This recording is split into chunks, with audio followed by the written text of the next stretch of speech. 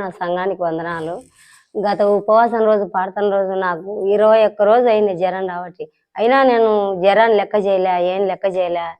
దేవుని నూనె రాసుకోవడం, నేను తోటకాడికి పోతానే ఉండా. ఏడ కింద పడతాను, ఈ వల్లకు ఒక మనిషి పట్టుకుంటే ఈ వల్లకు ఒక మనిషి పట్టుకుంటాను నన్ను.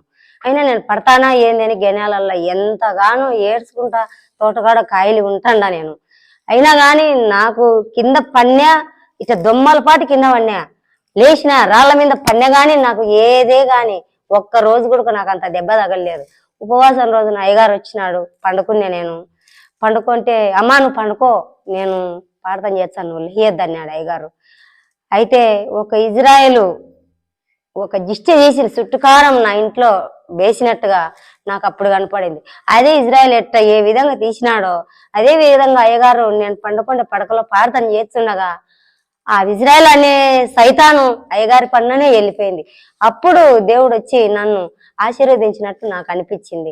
లేచి మళ్ళా చర్చిలో ఆశీర్వాద భోజనం చికెను పెట్టుకురాగానే నేను తెల్లవారుజామునే లేచి చికెన్ అన్నం తిన్నా. నన్ను దేవుడు స్వస్థపరిచినాడు.